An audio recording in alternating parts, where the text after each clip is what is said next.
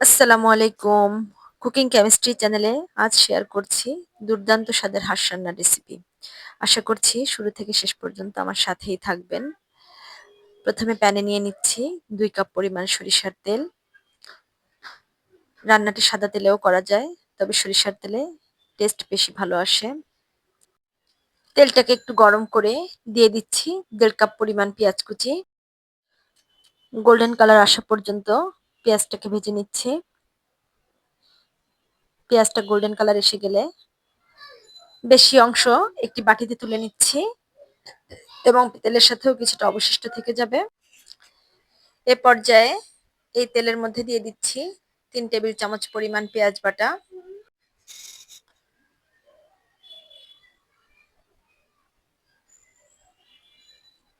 কিছুক্ষণ ভেজে দিয়ে দিব ১.৫ টেবিল চামচ পরিমাণ আদা বাটা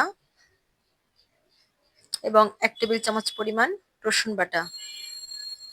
দিয়ে দিচ্ছি ২ চা চামচ পরিমাণ জিরা গুঁড়া, ২ চা চামচ পরিমাণ ধনিয়া গুঁড়া এবং ২ চা চামচ পরিমাণ শুকনা মরিচের গুঁড়া।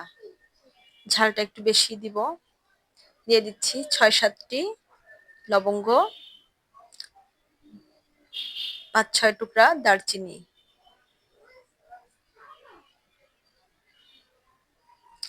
এবং ৬-৭টি এলাচ। এলাচগুলোকে আমি একটু থেতো করে নিয়েছি।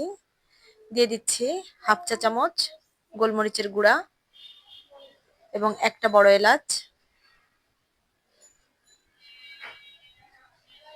সব উপকরণগুলোকে আমি ভালো করে কষিয়ে নিচ্ছি।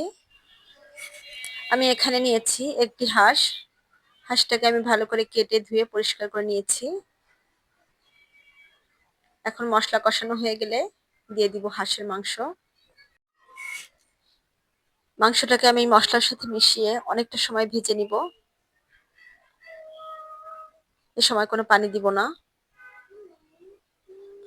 দিয়ে দিচ্ছি স্বাদমতো লবণ এবং ৬-৭টি তেজপাতা। লবণ দেওয়াতে মাংসটা থেকে বেশ কিছুটা পানি ছাড়বে। আরো কিছু সময় ভেজে নিচ্ছি। এখনো পর্যন্ত এখানে আমি হলুদ ব্যবহার করিনি।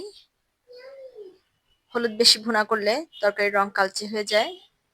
যখন মাংসটা এরকম তেলটা ছেড়ে দিবে, এ পর্যায়ে আমি দিয়ে দিব ২ চা চামচ পরিমাণ হলুদ গুঁড়া।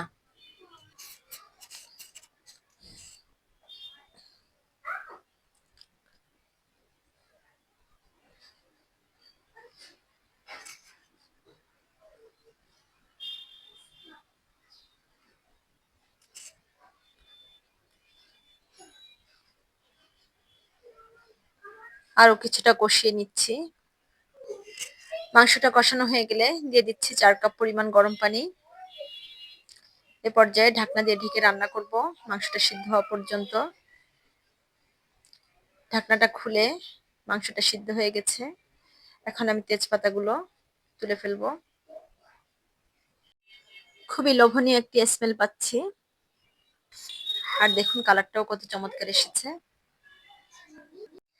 এ পর্যায়ে এসে আমি প্রথমে যে পেঁয়াজ বেরেস্তা করে তুলে রেখেছিলাম, এটি আমি একটি ব্লেন্ডারের জারে ২ টেবিল চামচ পানি দিয়ে ব্লেন্ড করে একটি পেস্ট তৈরি করে নিয়েছি। এই পেঁয়াজ বেরেস্তার পেস্ট এখন আমি তরকারিতে এড করছি।